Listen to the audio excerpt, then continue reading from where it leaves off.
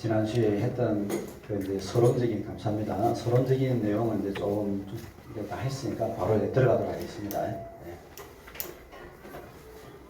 이제 우리가 이제 이사야서를 어떻게 읽느냐 이제 뭐 그렇게 이제 고민해 보면 솔직하게 이제 한국 교회에서 이사야서는 아직까지 좀 닫혀 있는 그런 책이다라고 말씀드릴 수가 있겠습니다. 왜냐하면 이 설교가 많이 안 되고 있는 상황이거든요. 구약과 신약을 비교해 보면 구약을 설교하는 경우가 좀 많이 없습니다.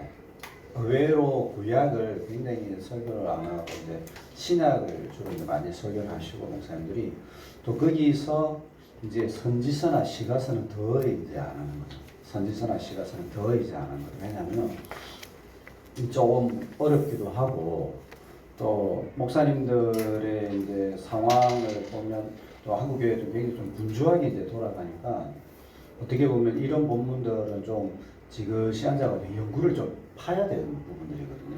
근데 이제 그런 일꾼들이 안 되는 경우가 많아요. 그러다 보니까 약간 이제 설교에 있어서는 약간 편식이라고 그럴까요? 그런 일들이 이제 있는 거죠. 이제 어떤 분들은 이제 이런 학교에 들어와 오셔가지고 아예 이제 듣기도 하시는 분도 계시지만 가장 이상적인 것은 저는 그렇게 생각합니다. 이런 어떤 내용들을 목사님들이 좀 잘 이제 해까지 소화하셔가지고 교회에서 설교를 할 수 있도록 하는 게 가장 이상적이지 않을까 생각하는데 이사야서에 있어서 이사야서는 다양한 별명들이 있습니다. 별명들이 있는 선지서의 왕자 뭐 이런 이야기도 하고 존 F. 소여라는 유명한 학자는 이사야서를 제5의 복음서다 이렇게 이제 칭하였습니다. 이게 이제 이사야가 66장으로 구성이 되어 있고 또 신구약의 성경이 중앙에 놓여 있고 이 66장이라는 것이 신구약 성경의 요약이다라고 그렇게 볼 수가 있습니다. 1장에서 이제 39장의 내용은 주로 이제 구약 성경의 메시지를 의미하는 어떤 이 심판의 메시지를 중심으로 많이 다루고 있다. 네, 하나님의 무서운 심판. 40에서 66장은 구원의 메시지를 많이 다루고 있다. 이것은 신약의 27권을 보여준다. 그래서 이제 보면 이사야 53장에 종의 대속 죽음이 있고 예수 그리스도 십자가 사건, 61장 여호와의 신의 강림, 있는 성령 충만에 관한 그런 메시지들을 쭉 다루고 있다라고 그렇게 볼 수가 있습니다. 그래서 이제 이 이사야서는 제5의 복음이다라고 이제 그렇게 하는 거죠. 근데 이제 구약 성경에서 이사야서가 어떤 역할을 하느냐, 이제 시카고에 가보면 오헤어 공항이라는 큰 세계적인 공항이 있습니다. 뭐 김해 공항도 있고, 뭐 인천 국제공항도 있고 이제 그러는데 이제 이 오헤어 공항은 세계 3대 공항 중에 하나거든요. 그러면 이제 전 세계의 비행기가 이제 오헤어 공항에 와가지고 거기서 다시 이제 또 이제 전 세계로 쫙 뻗어가는 거예요. 마치 보면 이제 이 이사야서 약간 좀 그런 역할을 하고 있다라고 생각하는데 구약이 이제 창세기부터 쭉 진행되어 내려오다가 이 이사야서에 이제 딱 정착을 하는 거예요. 그래서 이사야서에서 이 구약의 앞부분에 있던 내용을 다시 이제 재해석의 과정이 쫙 일어나는 거야. 그러고 나서 신약의 메시지를 쫙 보여주는 거예요. 예를 들어서 창세기에는 없는데 이사야에서 있는 게 있습니다. 창세기에서 있는데 이 이사야나 선지서에서 있는 내용들이 있어요. 그게 뭐겠습니까, 여러분? 네, 그게 뭐겠습니까? 메시아구나. 창세기에도 3장 15절에 보면 메시아에 대한 내용이 조금 나오죠. 예. 이 창세기에는 없는데 이사야에는 있는 거. 이사야. 종말에 좀 제가 생각했던 답은 아닌데 꽤 맞는 것 같아요. 종말에 새하늘과 새 땅에 관한 이런 내용은 어떻게 보면 창세기에는 없는데 그렇게 해도 볼 수 있죠. 또 그거보다 더 근본적으로 좀 다른 게 있습니다. 이사야서를 해석하는 것은 좀 근본적인 안목과 틀을 제공한다고 볼 수가 있거든요. 이 위로는 좀 나와 있습니다. 창세기에도 보면 야곱이 위로받기를 거절하였더라 이렇게 하면서 위로에 대한 어떤 용어나 그런 내용들이 있거든요. 뭐가 이제 창세기는 없는데 이사야에 있냐면 이 공동체라는 것이 이 이사야나 선지서는 주된 포인트입니다. 나라, 공동체, 서로의 관계 속에서. 근데 이제 창세기에는 족장들을 중심으로 그죠? 아브라함, 야곱, 이삭, 뭐 요셉 이게 그들의 신앙이 어땠는가 그걸 중심으로 하는. 그러니까 이제 한 사람의 신앙과 경건이 이제 어떻다 이런 모델을 보여주고 있다면 이제 이사야서에는 이 내용이 공동체, 나라, 백성의 관점에서 이제 확대가 되는 거예요. 그러면 이제 출애굽기에는 있는데 출애굽기에는 굉장히 이제 역사적인 사건이었고 하나의 묘사였다면 이사야서에서는 이제 그거를 더 확대해서 해석하는 또 해석이 있습니다. 혹시 또 뭔지 아시겠습니까? 출애굽기와 이사야서에 비슷하면서도 더 확대되는 내용이 있습니다.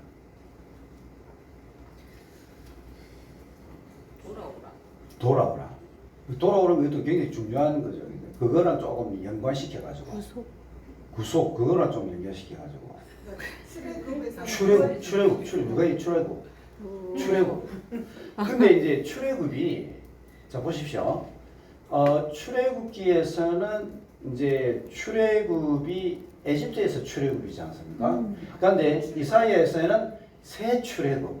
그래서 이제 알고 보면 바벨론에서의 출애굽을 바벨론이라 안 하고 새 출애굽을 하는 거예요.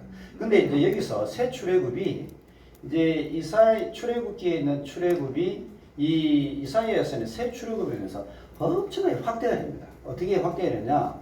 먼저는 이제 바벨론에서의 출애굽을 이야기하고 있지만 조금 더 나아가면 죄와 또 죽음에서의 억압에서의 자유를 새 출애굽이라 해요.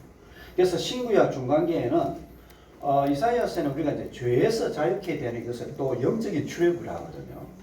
그래서 이제 눈에 보이는 새 출애굽, 바벨론에서의 출애굽은 고레스 왕이 이루고, 그 다음에 우리가 죄악의 사슬과 또 죽음에서 해방되는 것은 누가 이룬다고요? 이사야 53장에 메시아가 이루는 거예요. 그러니까는 새 출애굽은 영적인 해방과 죽음에서의 해방, 또 천국으로 들어가고 하나님의 임재로 들어가게 하는 그것의 모형이 되는 거예요. 모형이. 그런데 이제 출애굽, 에집트에서 출애굽은 이스라엘 민족이 출애굽해가지고 이제 이스라엘 땅으로 들어가는 그걸로 이제 나타나고 있지만은 이 새 출애굽은 이 구원의 과정이 영적인 구원의 의미도 갖고 있지만 더 나아가서는요 이 구원이 이방인에게까지 확대가 되는 거예요. 그래서 이사야 42장하고 49장 6절, 7절, 8절, 9절에 보면 하나님의 백성들을 뭐라고 얘기하냐면 이방의 빛이다. 그러니까 이게 이제 출애굽기에 있던 내용이 이사야에서 굉장히 확대되고 깊이 있게 해석이 되는 거예요. 이런 현상이 일어나는 거예요. 그래서 이제 이 이사야서 메시지가 창세기부터 쭉 내려오는 게 여기에서 이제 새롭게 재해석이 되는 거예요. 근데 이제 여기에 있던 이 메시지들이 또 이 신약 성경과 또 많은 어떤 영적인 교회의 현상에 대해서요 해석의 틀을 제공해줘요. 해석의 틀을 제공해요. 예를 들어서 신약 시대의 교회가 이제 이방인들이 교회에 들어오고 또 이제 성령의 기름 부으심이 있고 새로운 공동체가 일어서는 것, 이것을 이 신약의 누가복음 또 사도행전 이 저자들이 어디에서 그 해석의 틀을 가져와서 해석을 하느냐? 여러분 어디겠어요? 이사야에 더 정확하게 말하면 새 출애굽 주제를 가져와 가지고 사도행전과 누가복음에 나타나는 교회의 새 이 변화와 부흥을 기술을 하는 거예요. 예를 들어서 새 출애굽에 보면 이 구원의 역사들이 이스라엘 백성과 이방인들이 함께 해가지고 이 시온으로 다시 들어와서 새 이스라엘을 건설한다. 이 내용이 새 출애굽의 내용이거든요. 근데 이 내용을 이사야에서 가져와 가지고 이 사도행전 1장 8절에 예루살렘과 온 유대와 사마리아와 땅끝까지 얘기해요. 자, 예루살렘과 온 유대와 사마리아와 땅끝까지 복음이 전파되게 한다. 이렇게 얘기해요. 여기서 보면 예루살렘은 중앙이고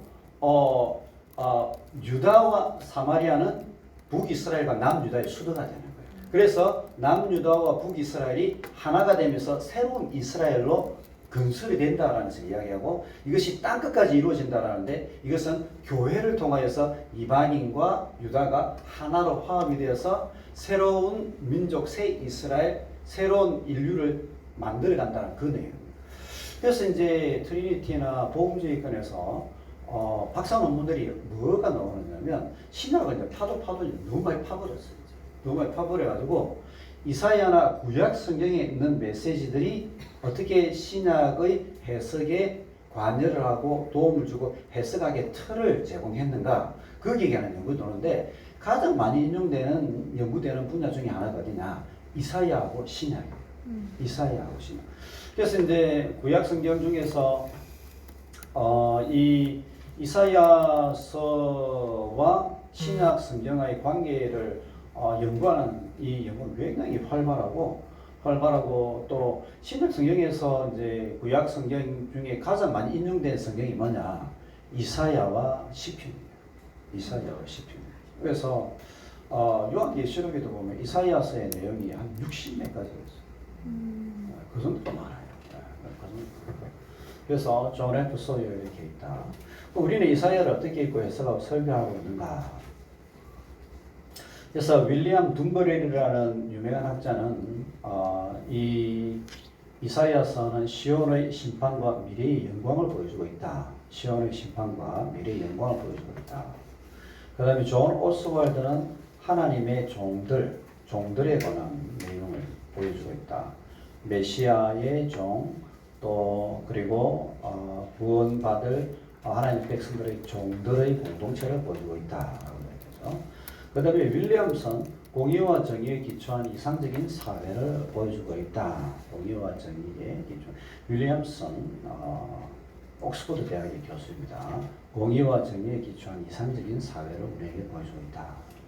그래서 이제 이사야서의 핵심적인 내용은 공의와 정의다 이렇게 이야기하고 저는 이제 공의와 정의라는 관점보다는 새창조의 관점에서 이스라엘의 거룩하신 하나님이 말씀과 성령을 주셔가지고요 왕과 종과 종들에게 말씀과 성령의 기름 부으심을 통해서 그분의 사역들을 이루어가게 하시는데 여기 보면 하늘과 땅이에요. 여기 보면 하늘과 땅 1장 1절의 4절에 보면 하늘과 땅이 옛 하늘과 옛 땅이죠. 그런데 여기 65장 66장에는 새 하늘과 새 땅이에요. 그래서 이제 이사야의 전체 메시지는 옛 하늘과 옛 땅이 새 하늘과 새 땅으로 바뀌어져가는 새 창조의 과정을 보여주고 있다. 새 창조의 과정을 보여주고 있고 그것을 이루시는 분이 누구신가? 하나님이시다. 이스라엘의 거룩하신 하나님이 그분의 열심으로 이 사역들을 이루어 가시는데 누구를 통해서? 왕과 종과 종들을 통해서 이루어 가신다. 그래서 이제 이사야의 중심 주제는 이스라엘의 거룩하신 하나님, 말씀, 성령, 사역자는 종과 왕, 종들, 하나님 나라의 통치 원리, 공의와 정의, 하나님과 백성들의 관계, 언약, 공동체의 삶과 사역과 영광, 공의와 정의, 위로 영광스러운 왕의 신부, 새 창조 이런 내용들을 다루고 있다. 이사야서는 왜 중요하냐? 이제 구약 성경과 신약 공동체를 향한 신학적, 사상적 영향력 때문에 이스라엘의 거룩하신 하나님, 공의와 정의, 새 언약, 종에 관한 것, 신약 제자와 공동체의 해석에 지대한 영향을 미쳤다. 그리고 참된 사역자의 영성과 사역왕 여기에 대해서 잘 이야기하고 있고 위기에 처한 교회를 향한 새 창조의 원리와 비전, 공의와 정의를 보여주고 있다. 그런데 이제 참된 어떤 사역자, 지도자의 영성과 어떤 사역의 패턴이 왕의 모습도 있지만 종의 모습도 있다는 거예요. 보면 이사야 1장에서 39장에 보면 하나님의 구원자의 모습이 왕으로서 등장하거든요. 왕의 모습. 임마누엘도 등장하고 그 다음에 기묘라 모사라 전능하신 아버지라 이 왕의 모습으로 등장하는 거예요. 그런데 이제 이 왕의 모습이 이것만으로 끝나는 것이 아니라 40에서 55장으로 가면 종의 형태를 가져요. 동일한 인물인데 종의 형태를 가져요.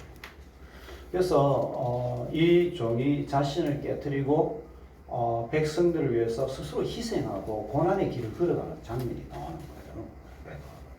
야, 이걸 보면서 우리가 참된 어떤 리더십의 완성은 왕적인 모습도 있어야 되지만은 전문가적인 어떤 그러한 탁월함도 있어야 되지만은 섬김과 희생의 모습도 있어야 된다. 거기서 완성이 된다. 이걸 보여주고 있고, 그러니까 이제 이러한 어떤 모습들을 본받아서 이제 요한계시록이나 이러한 부분에 보면 예수 그리스도를 표현할 때도 유다의 사자라는 표현도 있지만은 또 어린 양이라는 그런 표현도 함께 나오는 거예요. 같이 나오는 거예요. 그래서 이러한 어떤 전통에 서 있는 사역자는 왕의 모습과 종의 모습을 고루고루 갖춰야 된다. 네. 그래서 이제 뭐 코로나 시대에 이제 또 포스트 코로나 시대를 지나면서 우리가 참 굉장히 많이 질문하지 않습니까? 교회의 본질, 사명, 영광, 참된 사역자, 또 세상과 신앙에서의 성도의 영성, 하나님 어떤 분이신가, 또 위로는 무엇인가, 이제 이런 부분들에 대해서 이사야서는 참 많이 우리에게 잘 가르침을 준다. 그런 어떤 포스트 크리스텐덤 시대의 한국교회 기독교에 대한 이런 모습들을 잘 보여줍니다. 이 책은 이제 무슨 책이냐면 이제 미국의 교회의 역사를 보면서 미국의 교회 역사가 엄청나게 부강한 그런 어떤 부흥의 시대를 겪었는데 갑자기 또 쇠락하는 그런 모습이 보여요. 왜 그러냐? 왜 그러냐면 본질적인 부분에 있어서 교회가 그걸 놓치게 되었다는 것인데 성경 읽기와 또 성령의 조명하심에 대해서 교회들이요 이게 많이 무뎌지는 거예요. 프로그램이나 또 좋은 어떤 어떤 찬양이나 이런 것도 많이 개발하긴 하는데 근본적인 부분에 있어서 많이 이게 놓쳐버려요. 말씀을 읽고 이 조명하는 이 부분, 또 미셔널 교회 운동, 또 교회 속에서 세상으로 나아가는 그러한 모습들을 잃어버리니까 교회가 한국 교회도 그렇고 미국 교회도 그렇고 한참 부흥하다가 확 끌어앉아 버리는 그러한 현상이 있습니다. 본질적인 부분에 있어서 다 이런 거예요. 자, 그러면 이제 한번 이 부분은 이제 우리가 이사야서를 좀 더 혹시 이제 좀 심화적으로 공부하시고자 하면 이런 책들이 있다라는 제가 잠시 설명하겠습니다. 알렌 모티어 이사야서 주석, 그 다음에 존 골딩게이 이사야서 유명이고요. 그 다음에 존 오스왈드, 여기서 이제 적용 주석이기도 하고 복음주의 관점에서 기록했고요. 그 다음에 존 F.A. 소여, 아까 이제 제5의 복음서라고 이야기했는데 이 책은 이제 이사야서와 관련된 좀 중요한 이슈들을 다룹니다. 이사야와 기독교의 기원, 초대교회, 이사야와 유대인, 종교개혁, 문학과 음악에 나타나는 이사야서, 여성과 이사야, 평화의 왕국 이런 내용들을 다룹니다. 그 다음에 이제 김창대 교수님, 안양대 교수님이고요. 이분은 이제 공의와 정의의 관점으로 이사야서를 해설합니다. 공의와 정의의 관점에서. 그 다음에 이제 유효정 교수님, 이분은 이제 1장에서 40장까지만 나왔는데 이 책의 내용은 주로 설교를 어떻게 할 수 있을 것인가, 주의 본문이나 이런 것도 있지만 설교를 도와주는 그러한 내용들을 많이 다루고 있습니다. 그 다음에 이제 한 권으로 읽는 이사야서, 이 말은 이제 한 권으로 이사야를 다 뗀다 이 말이 아니고 한 권으로 이사야를 뗀다 이 말이 아니고 이사야를 이제 주로 보면 1장에서 39장, 40에서 55장, 56장에서 60장 이제 이 이사야를 세 권으로 나눴어요. 이거요. 자유주의 학자들은. 그리고 세 명의 저자, 또 다른 많은 저자가 있었다고 하는데 그게 아니라 우리 복음주의께서는 이사야를 1장부터 66장 이사야가 지은 하나의 유기적인 그런 메시지를 담고 있다. 그런 내용으로 한 권으로서 이사야의 이 말입니다. 자, 이건 이제 제가 지금 GS에 관한 책을 좀 내는데 작업을 해가지고 좀 전문가 좀 낼 수 있도록 하겠습니다. 요즘 고민이 어떤 컨셉으로 GS를 해야 되는가, 그게 고민이고 다른 GS 좀 나와 있는 GS들과 뭐가 좀 차별화를 둘 수 있을까? 그 두 개의 고민을 좀 하고 있습니다. 기도를 좀 많이 해야 됩니다. 기도도 해야 되고 좀 실력도 있어야 되는데 이런 부분은 좀. 그러니까 이게 이제 감각인데 통하는 게 있고 안 통하는 게 있다. 이걸 딱 캐치를 하고 그거를 딱 찾아낼 수 있는 능력이 있습니다. 뭐가 통한다. 근데 그게 있어야 되는데 고민입니다. 교수님 요즘에 네. 그 자기 개발서들이 네. 굉장히 많이 나오고 있고 그래서 보면은, 제가 예. 책을 요즘에 쇼펜하우어의 자기 개발서 책을 마흔에 있는 쇼펜하우어. 예, 쇼펜하우어. 쇼펜하우어의 인생 수업 지금 예. 샀고, 그 다음에 니체의 인생 수업 샀고, 그 다음에 그 불교에서 놓은 책도 있더라고요. 네. 불교에서 놓은 책도 샀고, 그 다음에 뭐 에피테토스인가 뭐 그 책이 또 하나 더요. 근데 그 책들은 일단은 다 쉬워요. 일단은 딱 본문이 있으면 거기에 대해서 그대로 딱 보면 딱 깨달음이 있고 느낌이 있을 수 있도록. 근데 그것도 좀 생각해 보면 제가 썼던 위로의 책은 너무 장황한 내용들이 많은 거예요. 그렇죠. 학문적인 책이니까. 네네. 이게 이제 차원이 좀 다른 거죠. 일단 그렇다 치더라도 현대에는 일단은 이렇게 접근하는구나, 이렇게 해야 돼 팔리는구나. 이제 그 생각이 좀 들긴 드는데. 그러니까 예. 하나는 구약을 이렇게 이사야든 뭐든 구약을 갖다가 예. 볼 때, 그러니까는 구약의 관점으로 예. 구약을 읽었을 때 1차 수신자나 예. 고무력이 아니고 예. 현대 수신자의 관점에서 그렇죠. 보는 게 필요한데 예. 그건 없더라고요. 알겠습니다. 훌륭한 지적이니까. 훌륭한 지적. 하여튼 제가 지금 고민을 하고 있어요. 고민을 하고 있어가지고 일단 이제 뭐 제가 이제 해보니까 드라마든지 영화든지 책이든지 쓸데없는 부분이 없어야 된다는 거. 군더더기로. 제 말이 무슨 말인지 알겠죠? 네. 쓸데없는 부분이 왜냐하면 읽을 때마다 뭔가 좀 감동이 있고 네. 깨달음이 있고 뭔가 있어야 되는데 그러니까 이제 그건 거지. 진부한 표현들이 있으면 에이씨 덮어버리는 거야. 그렇게 되는 거야. 그러니까 영화나 이런 거 보다가 저 표현이 왜 저기서 나왔지 이해가 되면 딱 되는데 그렇지 않으면 타인한테 꺼버리는 거예요. 근데 조정민 목사님이 그때 인생은 선물이다. 근데 이 책을 별것도 아니에요. 제가 볼 때는. 제가 볼 때는. 근데 트위터에다 글 하나씩 올렸어. 뭐 인생은 뭐 이렇게 쫙 올렸어. 근데 그 문장, 세 문장들 있지 않습니까? 사람들이 반응이 하는 거예요. 그걸 가져와가지고 그림을 이제 사판을 넣어가지고 했어. 14만 부가 팔린 거예요. 오. 뭐 어마어마합니다. 기독교 서적에서 3,000부 팔리면 많이 팔린 거거든요. 근데 이게 이제 이 14만 부가 팔렸다 그러면 아마 그분은 교회에서 사역하면서 돈 안 받고 지금 사례금 안 받고 사역을 할 거예요. 네. 제가 알고 있는 거예요. 예? 뭐라고요? 그건 아니다. 그건 아니다. 사례금 받아야 된다. 아니, 근데 제가 하고 싶은 말은 사례 안 받- 이제 사례를 안 받아도 될 정도로 이제 거기서 나오는 거야. 그쪽에서. 근데 이제 요즘은 깊이 있게 막 따져가고 추론하고 막 이런 거보다는 딱 보면 바로 느껴지는 거. 네. 그런 수준으로 가야 됩니다. 길면 안 되고요. 그렇죠. 예. 그래서 요즘에 주로 한 200페이지 넘기는 기독교 서적이 많이 없어요. 약간 이제 소책자 단행본 비슷하게 이렇게 나오는 거예요. 옴니버스 형식이든지 이렇게 돼야 되지. 1과를 기억을 해서 7과까지 온다든지 하면 그건 알겠습니다. 저희 책 보복서만 보내드려야 되겠다. 원하시는 분은 네, 보내드릴게요. 각주 닮은 안 되고. 그것도 제가 누구한테 듣긴 들었어요. 각주 들면 좀 교만해 보인다. 아니 그게 아니고 출판사에서 각주 달지 말아야지. 책에 각주가 있으면 일단 내가 쉽게 읽을 수 없겠다라는 그런 느낌이 네. 네. 아, 뭔가가 연구를 해야 될 책인 것 그런 느낌. 네. 그런 논문 같은 느낌. 오.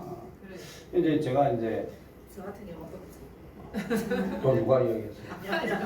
아, 이야기. 각주 있으면 책을 덮어버린대요. 아, 깍지 있으면 아예 덮어버린다고. 알겠어요. 근데 이제 제가 이제 왜 이제 그 이제 오늘 이제 갑자기 이제 그 이제 생각이 이제 드는 거는 지난 학기에 제 이제 GS 수업을 저기 이제 드림 학사 과정에 들었던 분이 계세요. 근데 책 나오냐고 내가 질문을 한 거예요. 아침에, 오늘 아침에. 아직 안 나왔다고 지금 계속 이제 진행 중이다. 이제 그런 이야기인데. 그래 이제 제가 했던 말이 어떻게 이제 컨셉을 어떻게 잡아야 되느냐. 이게 굉장히 중요하니까 컨셉. 그 다음에 차별화. 이게 있어야 된다. 그러니까 좋은 책이 나올 것 같다. 이런 이야기 하더라고요. 근데 이제 그분이 이제 그 이야기 하니까 생각을 좀 쓰긴 써야 되는데 거의 다 완성이 되어 있거든요. 수정 작업이 필요하고 그런데 해야 되겠다. 그런 생각이 좀 드는 거예요. 기다리는 성분이 있어서 써야 되겠다. 그런 생각을 하고. 그래서 이제 뭐 교수님 개인적으로는요. 죄송해요. 예. 지난주까지 교회 새벽기도 본문이 이사야서였잖아요. 그랬습니까? 네. 고시. 고신 예. 근데 한 달 40일 동안 예. 계속 같은 얘기를 듣는 느낌이었거든요. 어디에서 어느 교회였어요? 죄송해요. 그까지는 말하고. 그래서 예. 네.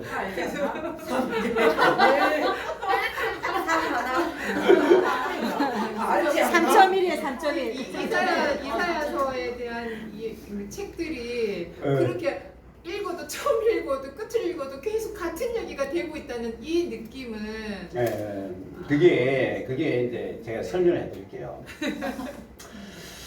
일단은 우리가 네. 성경을 읽으면 성경 한 장장이 지나가면서 그 본문이 무엇을 이야기하고 있고 무엇을 강조하고 있고 그 뉘앙스를 읽어낼 수 있는 능력이 있어야 돼요.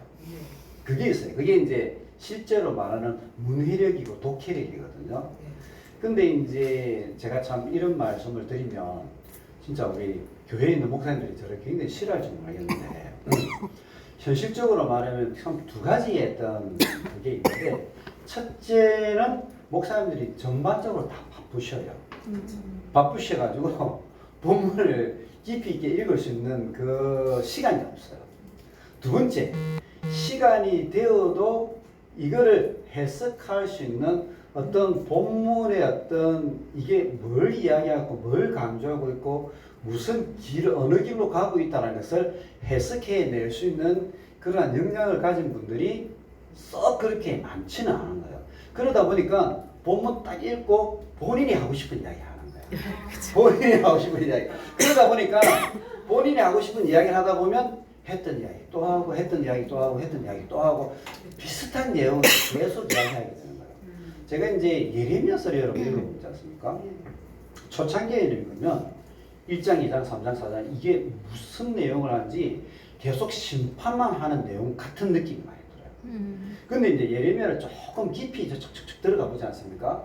이게 이 이사야와 또 다른 어떤 예레미야만의 독특한 어떤 감성과 강조가 있는데요. 근데 이제 예레미야를 설교를 하려고 하면 그게 느껴져야 설교 끝에 할 수 있는 거예요. 근데 이제 이러한 부분들은 우리가 조금 학문적인 역량들이 필요한 거예요. 그래서 내가 이제 이사야서 이제 목사님들 이번에 이제 하지 않습니까? 제가 이제 목사님들 이제 약간 논문 아닌 논문을 좀 써라. 논문을 써야 된다. 왜 이게 굉장히 중요한 능력이다. 그래가지고 제 논문 제 모양도 보여주고 하나의 논문을 쓰기 위해서는 적어도 한 10개에서 20개 논문을 읽어야 된다. 막 그 이야기를 했더니만 그 다음 주 다 딴 과목으로 가버렸어요. 딴 과목으로 몇 명 안 남았어요. 그러니까 이제 목사님도 자기네 남아있는 분이 또 하는 말이에요. 하시면 되겠습니까? 그러니까 이 뭐라고 하면 자기네들도 다 바쁘다는 거야. 딱 하루 쉬는 날이 월요일인데 하루 쉬는데 수업 3개 듣고 여기서 논문까지 읽고 있으려면 뭐 안 된다. 그러니까 내보고 이제 그 남아있는 분이 뭐라 하냐면 과제를 줄여달라 이렇게 얘기하더라고요. 그러니까 알겠다고 내가 그랬죠. 상황이 안 된다는데 어떻게 했을까. 그래서. 근데 이제 이게 지금은 이제 표가 안 날지 모르지만 나중에 이제 설교할 적에는 그런 어떤 문해력이나 해석 능력이 이제 작동을 하는 거죠. 그래서 이제 우리 한국 교회가 이사야나 선지서나 이런 거 안 되는 거예요. 이게 왜 안 되느냐? 목사님들이 이제 기본적으로 바쁘시고 이런 걸 앉아가지고 팔려고 하는 목사님들이 그렇게 또 많지는 않으신 것 같아요. 또 이제 근데 막 파고 이러는 분들이 또 목회를 또 잘하는 것만은 아닌 것 같아요. 목회를 잘하는 분들은 또 다른 정도의 인간관계 잘하고 사람 신방 잘하고 이런 정도의 우리 한국교회 좀 정서는 좀 그런 게 많아가지고 이런 거 파고 막 이런 분들은 조그마한 교회 가가지고 혼자 이제 막 깊이 연구하고 막 이제 이러는 분들이 하고 그런 이미지가 많아가지고 약간 좀 변화가 있어야 되는데 하여튼 격기로 좀 셌습니다. 아 교수님, 제가 그 다음 동안에 교수님 책을 네. 2번을 읽어봤어요. 어느 책이요? 어느 책? 위로. 아 그래요? 어. 대단하시네.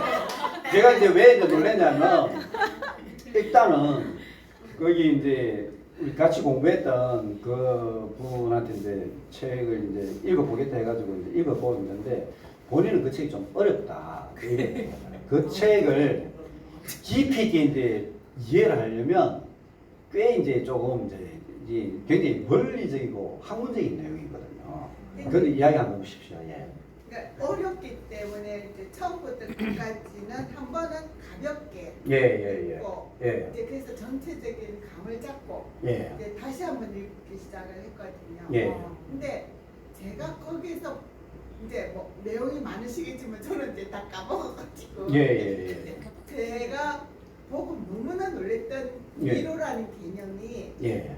한 번도 생각을 해보지 위로한다. 그러니까 교수님 책 내용에 있는 거예요. 위로한다고 우리가 말로 많이 하고 예. 마음을 보답한다 그러는데 교수님이 지적하신 거는 애통이 슬픔이 변화되어 네. 기쁨이 되고 변화가 되는 그 어떤 감정의 그 어떤 카테고리가 완전히 다른 걸로 바뀌는 게 위로라고 말씀을 하셨더라고요. 근데 그게 제가 이렇게 뒤통수에 이렇게 탁 맞은 것처럼 위로는 진짜 위로는 하나님밖에 줄 수 없는 게 그 슬픔이나 애통이 기쁨으로 한 변화가 되는 그 근원이 완전히 바뀌어버리는 게 진정한 위로다. 그렇죠. 네. 그래서 이제 제가 그걸 보고 이제 거기서 끝마치지 않고 그 내용을 이제 현재적인 그렇죠. 그거 문제로 제가 해결을 해보려고 이제 글을 숙제를 해야 되니까 그렇죠. 이제 그런 걸 생각을 했었어요. 근데 이제 뭐냐면 이제 이거는 그거지만 그러니까 노화의 문제, 노인의 문제, 고립의 문제, 고독의 문제, 죽음의 문제, 뭐 그다음에 어떤 사별이나 자녀를 상실했던 문제 이런 사람들이 그러니까 너 어떡하니 뭐 이렇게 말로서 도닥거려주고 보다 돕는다고 위로가 되지 않을 그렇죠. 근원적인 그 고통들이 있잖아요. 그거는 교회에서는 우리가 이웃 사촌으로 친구로 부모로서도 그거 안 되는 건 그렇죠. 오직 하나님밖에 안 되는데 그러한 그러니까 좀 심각한 어떤 철학적인 건 안 되고 심각한 우리 개인적으로 느끼는 문제들을 이사야서에서 말하는 것처럼 해서 접근을 하시며 네, 제가 이제 나이가 드니까 이제 노인의 문제, 죽음의 문제 이제 가끔씩 제 친구들이 죽었다고 이제 국어가 오지 않습니까? 그렇죠. 죽음이 너무 멀리 있지 않더라고 제 나이가. 그렇죠. 그러니까 그런 문제를 누군가가 이렇게 그 이사야서에서의 위로가 지혜 아니면 지혜가 이게 그냥 지혜가 학문적인 게 아니라 이게 어떻게 내가 극복해 나갈 수 있는가를 성경적인 지혜로 좀 풀어 나갔으면 그런 책은 없더라고요. 제가 이제 이번에 이제 이 우리 클래스에서 이제 숙제를 이제 그러면 우리 일상에서 우리가 성경의 메시지를 바탕으로 해서 일상에서 경험하는 그 위로의 어떤 내용들이나 에세이나 이걸 한번 써보자 했지 않습니까? 이제 그걸 왜 이제 했냐면 6월달에 이제 월광고신 거기서 이제 인터뷰를 했습니다. 인터뷰해가지고 책에 이제 한 5페이지 정도 이제 다 나갔어요. 보시면은.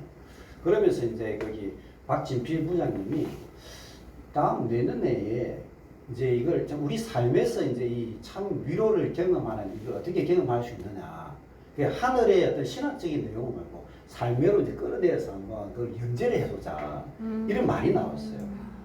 그래서 이제 그게 100% 될지 어떻게 안 될지는 모르겠지만 일단 저 같은 경우는 좀 준비를 해야 되겠다. 그래서 이제 여러분들하고 수업을 하면서 이제 이야기하려고 이제 그랬던 거죠.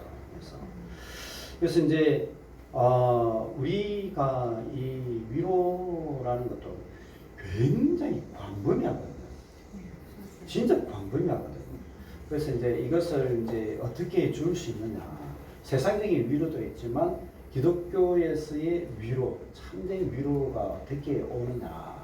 그 부분 또 방법이 뭐냐, 방편이 뭐냐. 이제 우리는 이제 말로서의 위로도 있지만 하나님께서는 이걸 이제 실제로 행하셔서 구원을 하심으로 우리의 운명이 바뀌게 하시는 그 부분도 있거든요. 그다음에 이제 지금은 바뀌지 않지만 천국의 소망과 믿음을 주심으로 또 믿게 하시는 것도 있고. 그런데 말로서 위로한다, 말로서 얘기하는데 이것은 단순히 말이 아니라 이사야 61장에 가면 하나님의 영이 함께하는 하나님의 말씀의 선포.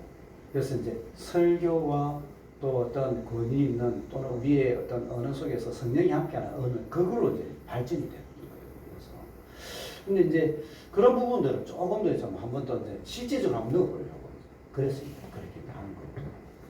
저는 교수님 예. 얘기할 때 예. 저도 방학 때 읽었는데 예. 저는 이제 가장 인상적이었던 부분은 하나님의 선하심. 아, 사람의 위로는 그 어떤 순간이라든지 우리가 물론 같이 중요하고 예. 하지만 하나님의 그 절대적 선하심을 신뢰하는 믿음이 있다면 예. 그 상황을 띄워놓고 아까 그러니까 하나님이 부르신 그게 예. 위로였구나 이거를 아. 정확하게 알 수 있는 책이었다는 생각이 아, 들거든요. 예. 그래서 그것을 띄워놓고 그러니까 기쁨이 되게 하는 예.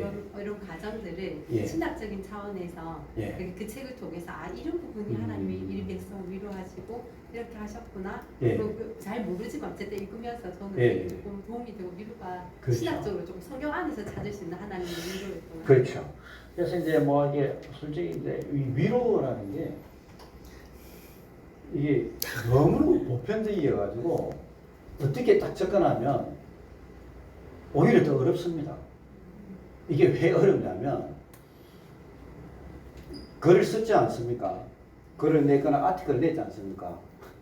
읽는 사람이 난 아닌 것 같은데 이건 땡인 거예요. 왜 나는 내가 생각하는 위로는 이건데 내 이건데 뭐 쓴 거 보니까 아닌 것 같아. 뭐 이랬더니 할 말이 없는 거예요. 왜냐면 다른 사람도 모르고 이런 거는 내가 이렇더라고 막 주장해가지고 하면 되는데 너무 보편적이고 너무 일상적이고 어린 아이부터 어른까지 다 아는 거예요. 그거를 이제 학문적으로 하게 하려니까 그게 어렵더라고요. 의외로 어렵더라고요. 그래서 상담이나 심리학에서도 이게 안 나오는 거예요. 근데 감화학에서는 많이 발달했더라고요.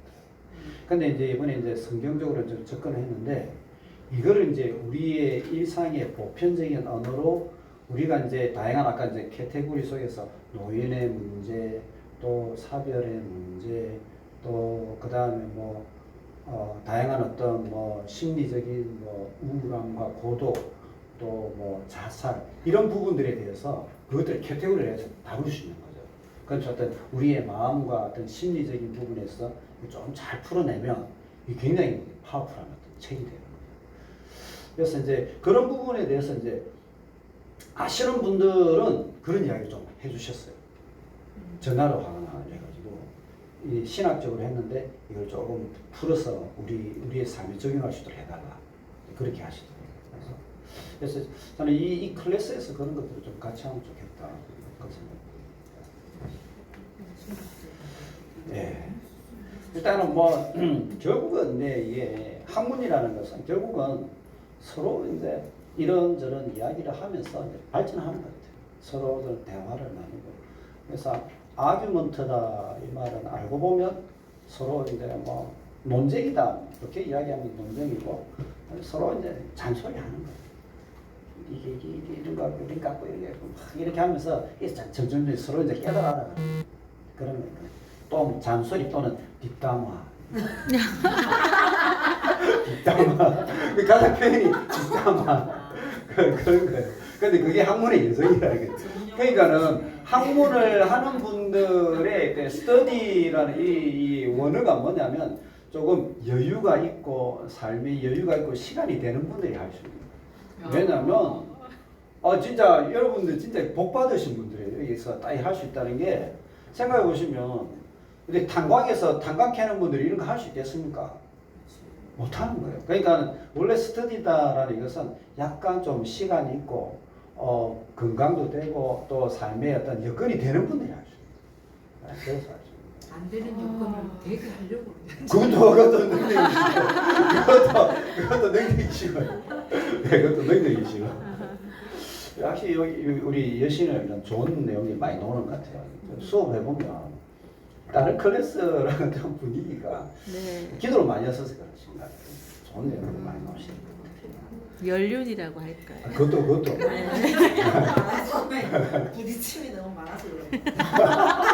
근데 이제 학부청에 가면 있지 않습니까? 이런 반응이 없어요.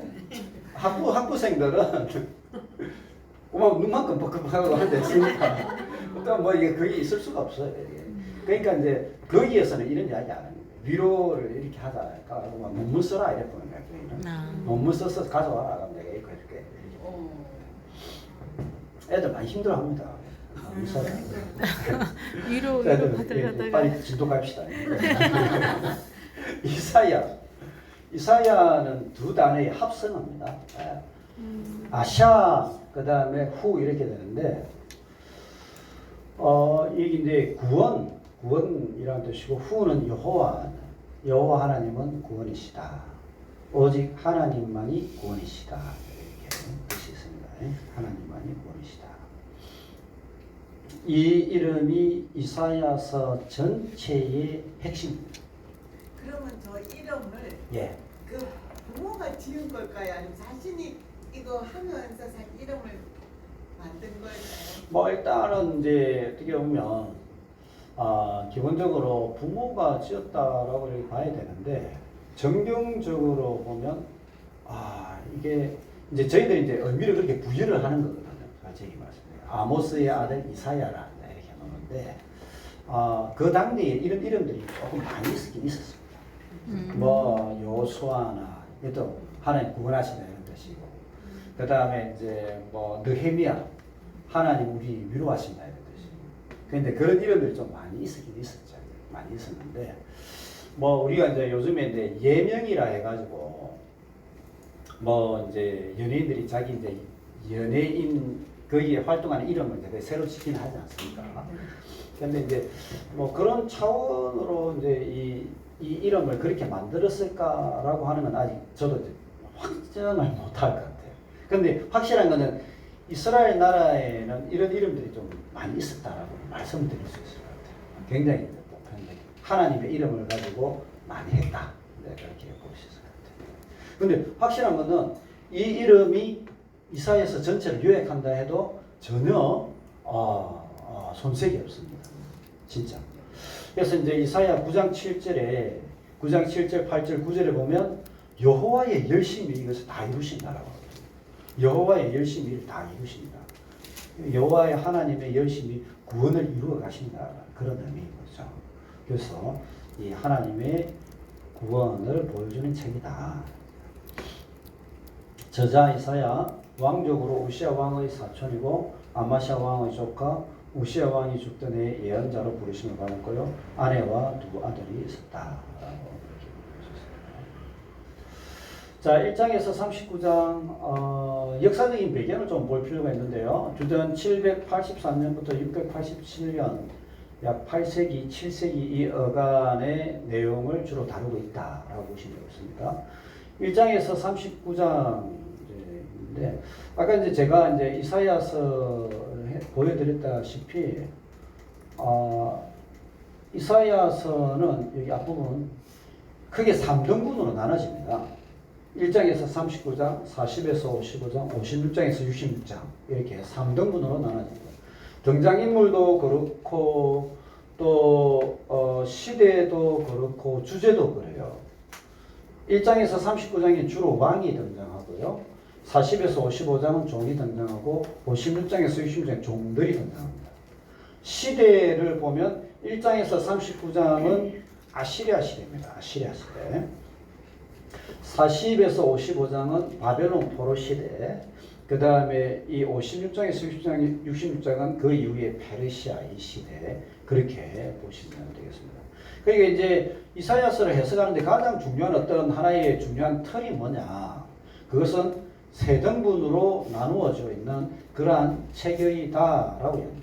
이제 세 등분으로 나눠져 있으니까 주제, 그 다음에 등장인물, 시대에 있어서 이렇게 나눠지니까 예전에 이제 자유주의 학자들은 세 명의 이사야가 각각 자기 시대에 자기의 주제를 가지고 이 책들을 지었다. 그래서 세 명의 이사야가 있었다라고 이렇게 이야기하는 거예요. 제1 이사야, 제2 이사야, 제3 이사야가 있었다. 그 세 명의 이사야가 각각 지었는데 어느 시점에 이것이 하나로 통합되었다. 이렇게 이제 주장을 했죠. 그것이 이제 한 100년 동안 이사야 학계를 지배하였습니다. 왜냐하면 자유주의나 계몽주의의 사상에 있는 많은 이제 학자들이 이사야서를 하나님의 말씀으로 인정하고 그렇게 받아들이기를 거부를 했었거든요. 그래서 이제 그런 어떤 학설들이 굉장히 많이 받아들여졌는데 지금은 이제 그렇지 않고 이게 한 사람 이사야가 주신 하나님의 말씀이고 처음부터 끝까지 유기적인 어떤 통합성이 있는 그런 메시지다. 그렇게 보는 겁니다. 그래서 이제 아시리아 제국의 영향력을 보면 7장, 8장, 36장, 37장에 보면 디글라 빌레셋이나 사네립이 나오고요. 아람과 북이스라엘 7장 8절에 아람 왕 르신, 그 다음에 북이스라엘의 베가 주전 735년, 이집트 왕 이집트 28장에서 33장, 그 다음에 바벨론 39장 이제 이런 식으로 등장합니다. 여기 보면 이제 그 당대의 지도가 있습니다. 지도가 있고요. 여기가 아시리아고요. 여기가 바벨론이에요. 바벨론이고 여기 이제 시리아 아람, 여기가 북이스라엘, 여기 예루살렘과 남유다, 그다음 이집트 이런 형국으로 되는 거죠. 그러면 이제 이스라엘 역사 속에서 이스라엘이 이제 강대국이었다 하는 때는 딱 두 왕의 시대밖에 없습니다. 어떤 때였지 알겠습니까? 다윗과 솔로몬. 다윗과 솔로몬 시대 때만 그래도 이제 이 나라가 좀 위쪽으로 좀 올라오고 이제 이렇게 있고 또 솔로몬 시대 때는 이제 에집트 바로의 딸과 결혼하기도 하고 국제적인 위상이 있었죠. 그런데 이제 남유다와 북이스라엘이 탁 쪼개지고 나서부터는요, 항상 이제 이 강대국들이 나타나는 거죠. 강대국들이 나타나고 시리아가 있는 거죠. 아람. 그러니까 이제 이 나라들이 항상 이제 침범해서 내려오고 시리아의 침략을 받으면서 이제 강대국들의 눈치를 살피면서 살아야 했던 그 상황이 되었던 그런 상황입니다. 그러면 아시리아나 바벨로니아 이 나라 왕들의 정치적인 최고의 어떤 야망 또 로망이 여러분 뭐였겠습니까? 이 아시리아와 바벨론 정복, 영토 확장 어디까지? 전 세계요. 전 세계밖에 전 세계밖에 많은데 어디까지 내려가겠습니까? 이집트까지 내려오는 게 그들의 로망이었습니다. 이거 하면 자기네는 성군이 되는 거예요. 모든 걸 이루는 거. 그러면 이집트 바로의 이제 정치적 로망은 뭐겠습니까? 올라오죠. 아시리아와 바벨론까지. 그러니까 이제 이집트 왕이 올라오는데 이게 이제 여기서 걸리죠. 여기서 이제 이스라엘 유다를 지나갈 수밖에 없어요. 그래가지고 요시아나 이런 왕들이 가가지고 싸우다가 맞아서 죽기도 하고 이제 그렇게 하는 거죠. 반면에 이제 아시리아와 바벨론의 로망은 여기서 쭉 내려오는 거예요. 그 내려오면 이게 이제 이집트가 이제 올라가든지 아시리아나 바벨론이 내려오든지 항상 이제 이 걸리는 사람이 누구냐, 나라가 누구냐. 그러니까 이제 이게 동네북인 거야. 딱 동네북이에요. 동네에 이제 힘이 있으면 모든 나라를 정복하고 연결해서 다스리는데 힘이 없으면 여기서 치고 저기서 치는 거예요. 우리나라는 우리나라. 우리나라도 좀 비슷하죠. 예, 우리나라도 중국이 있죠. 일본 있죠. 우리나라가 힘이 있으면 위로 치고 올라가는데 고구려 시대나 발에 막 치고 올라가는데 힘이 없으면 요 치고 저 치고 그렇게 되는 거예요. 그때 이제 자 보십시오. 1장에서 39장에는 아시리아가 초강대국이었어요. 그래서 쭉 내려오는 그 장면, 시리아하고 북이스라엘이 남유다를 치는 장면 이게 등장하는 거예요. 40에서 55장은 바벨론 시대예요. 바벨론 시대이고 남유다가 바벨론 포로에 잡혀갔던 시대. 그 시대다. 그 다음에 이제 56장에서 66장은 이 바벨로니아 시대 지나고 아시리아 시대고 페르시아 그 이후에 메데 바사. 이제 에스더나 이제 그 다음에 에스라 느헤미야 이 시대의 상황이다라고 보시면 되겠습니다. 자, 조금 쉬었다 하도록 하겠습니다.